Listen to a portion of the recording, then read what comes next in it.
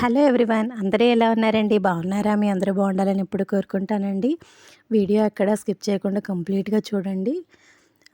తర్వాత ఏంటంటే మార్నింగే లేచి పప్పు అయితే నానబెట్టేసానండి. పప్పు నానబెట్టేసిన తర్వాత అంటే ఒక 2-3 టైమ్స్ కడిగేసి వాటర్ వేసేస్తాను. అది కొంచెం సేపు ఒక 2-3 అవర్స్ సోక్ అయితే మనం కడిగేసుకొని గ్రైండర్ చేసేసుకోవడమేనండి.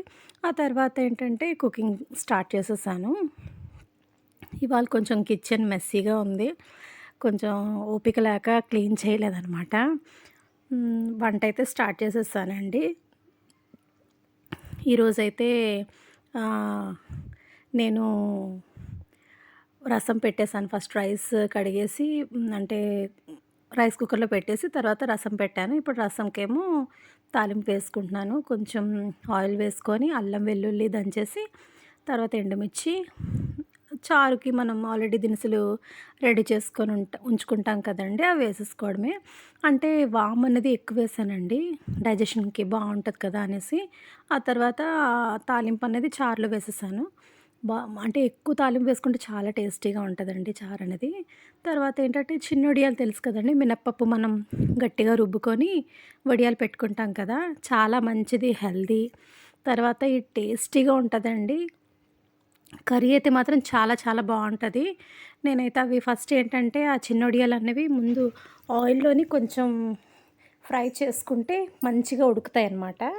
ఇది మమ్మీ చేశారనమాట. మమ్మీ చేసినవి ఇస్తే నేనేమో అవి కుక్ చేస్తున్నానండి. మనం బయట కొనుక్కుంటాం కానీ ఒక్కొక్కసారి బావుంటాయి, ఒక్కోసారి బాగోవండి.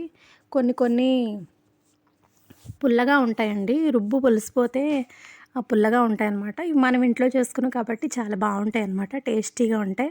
హెల్తీ అండి ఈ వడియాలనేవి. మినపప్పు కదండీ! ఇంటికి ఇనుము, ఒంటికి మినుము అని అంటారు కదా! ఊరికనే అనరు కదా మన పెద్దలు. ఆ తర్వాత ఇంకో పక్కేమో చాయ్ పెట్టేసానండి. కొంచెం అల్లం వేసాననమాట. డైలీ ఏస్తాను.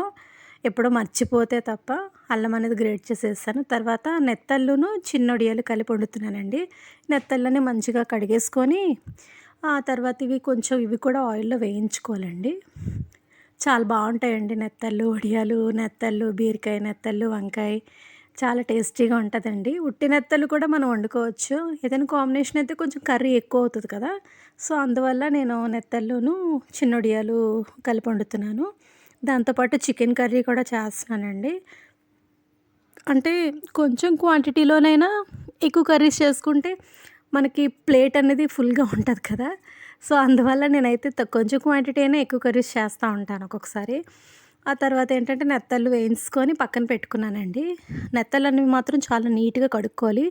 అవి మనం వాటి బుర్రలు తీసేసి కొంచెం హాట్ వాటర్ ఏసామనుకోండి, దానికి ఏవైనా ఇసక ఏవైనా ఉంటే పోతాయనమాట. ఒక 2-3 టైమ్స్ మంచిగా కడిగేసుకొని మనం వేయించుకోవాలండి. ఇంకో పక్కైతే చాయ్ అయిపోయింది. దాన్ని మనం వడకట్టేసుకోవడమేనండి. మార్నింగే లేవగానే ఈ కుకింగ్ ఇవి చేసుకోవడం అంటే మనం టైం మేనేజ్ చేసుకుంటూ ఫాస్ట్‌గా అంటే కంగారు పడకుండా నిదానంగా టైం మేనేజ్ చేసుకుంటూ ఇలా చేసుకోవాలి. ఈ ఫస్ట్ ఈ వర్క్ చేసుకోవాలి, నెక్స్ట్ ఈ వర్క్ చేసుకోవాలని ఒక షెడ్యూల్ వేసుకొని చేసేసుకున్నాం అనుకోండి, చాలా ఈజీగా అయిపోద్దండి. పెద్ద పనేం కాదండి కుకింగ్ అనేది. మనం కష్టంగా ఫీల్ అయితే కష్టంగానే ఉంటది. ఇష్టంగా ఫీల్ అయితే ఇష్టంగా ఉంటదనమాట. ఏ పనైనా సరే ఇష్టంగా చేసామనుకోండి, ఆ పని చేసిన ఫీల్ మనకుండదనమాట. అంటే ఏంటంటే ఈజీగా చేసుకుంటూ, ఎంజాయ్ చేస్తూ వర్క్‌ని చేసామనుకోండి, మనకి హ్యాపీగా ఉంటది. వర్క్ చేసిన స్ట్రెయిన్ మనకుండదనమాట. సో, నేనైతే అదే ఫాలో అవుతాను మాక్సిమం టైము. ఎప్పుడో బాగా వీక్‌గా ఉన్నప్పుడు తప్ప. చాయ్ అయితే రెడీ అయిపోయింది. ఇష్టంగా అంటే మంచిగా మన వాళ్ళ కోసం బాగా చెయ్యాలి, మంచిగా చెయ్యాలని ప్రాణం పెట్టి చేసామనుకోండి, తప్పకుండా ఆ పని సక్సెస్ అవుతది. మనకి కూడా అంత స్ట్రెయిన్ అనిపించదు. ముందుగా మసాలా చేసేసుకున్నాను. మీకు తెలిసిందే కదా! ఉల్లిపాయ, పచ్చిమిర్చి, అల్లం, వెల్లుల్లి, హోల్ గరం మసాలా, ధనియాలు, జీలకర్ర అన్నీ పేస్ట్ చేసేసుకొని, ఆ పేస్ట్ అంతా మంచిగా వేయించేసుకోవాలి. అంటే పచ్చి వాసన పోయేంత వరకు వేయించుకున్నాం అనుకోండి బావుంటది. చూసారా చాయ్ పెట్టుకుంటేనే గానండి తాగడానికి టైం ఉండదు. ఒక్కొక్కసారి చల్లగా కూడా అయిపోతుంది. ఈలోపు మేడొస్తే మేడికి కూడా చాయ్ పెట్టేస్తున్నాను. అంటే నేనేం చేస్తానంటే ముందే పెట్టేద్దాము అనుకుంటాను గానీ, అలా నాకు నచ్చదండి. మనమేనా అలా తాగం కదా! వాళ్ళకి మళ్ళీ సెపరేట్‌గా పెడతాననమాట. తనకి మళ్ళీ సెపరేట్‌గా పెడతాను. తనొచ్చిన తర్వాత పెడతాననమాట. మళ్ళీ తనొచ్చేసరికి మళ్ళీ అది వేడి చేస్తే టేస్ట్ పోతుంది కదా! సో, అందువల్ల నేను తనొచ్చిన తర్వాతే చాయ్ అనేది పెట్టేస్తాను. ఇంకో పక్క ఏంటంటే చెప్పాను కదండీ! నెత్తళ్ళును చిన్నొడియాల కర్రీ అని. కానీ నెత్తళ్ళు వేసే క్లిప్ అయితే మిస్ అయిపోయిందండి. అదేంటంటే ఇంకేం లేదు, లాస్ట్‌లో నెత్తళ్ళు వేసుకొని కొంచెం వాటరేసుకొని దగ్గరగా మగ్గించుకోవడమేనండి. చూసారా ఇవాళ అందుకే నాకు మనసైతే ప్రశాంతత లేదు. ఎందుకంటే కిచెన్ అనేది మెస్సీగా ఉంటే నాకస్సలు నచ్చదండి. అందుకు ఓ పక్క నుంచి ఏం చేసేస్తున్నానంటే క్లీన్ చేసేస్తున్నాను. కుకింగ్ అంతా అయిపోయిన తర్వాత మంచిగా ముగ్గులు పెట్టేసుకుందాం అనేసి ఉల్లిపాయ కట్ చేసేసుకున్నానండి. ఆయిల్ బాగా హీట్ ఎక్కిన తర్వాత ఉల్లిపాయ, పచ్చిమిర్చి వేసేసుకొని ఇది బాగా వేగిన తర్వాత టమాటాలు వేసుకోవాలి.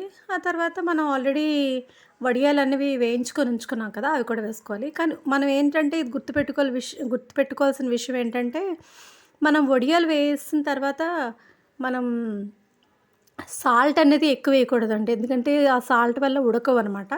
కొంచెం ఉడికిన తర్వాత అప్పుడు సాల్ట్ వేసుకోండి ఎక్కువ. అంటే మీకు సరిపడా అనమాట. చూసారా టమాటా దగ్గరగా మగ్గిపోయిన తర్వాత వడియాలు వేసేసాను. కానీ నెత్తలు వేసే క్లిప్ అయితే మిస్ అయిపోయింది. నా వీడియోస్ గనుక మీకు నచ్చినట్టయితే లైక్ చేయండి, షేర్ చేయండి, సబ్స్క్రైబ్ చేయండి. నా ఛానల్ కొత్తగా చూసేవాళ్ళు తప్పకుండా సబ్స్క్రైబ్ చేసి పక్కనే ఉన్న బెల్ ఐకాన్ ప్రెస్ చేశారంటే నేను పెట్టే వీడియోస్ అన్నీ మీకు నోటిఫికేషన్‌గా వస్తాయి. తప్పకుండా లైక్ చేయండి. Bye friends. Take care. See you in the next vlog. నిన్న వాకింగ్‌కి వెళ్ళామండి. అది మీకు చూపిస్తున్నాననమాట. బాయ్. Take care.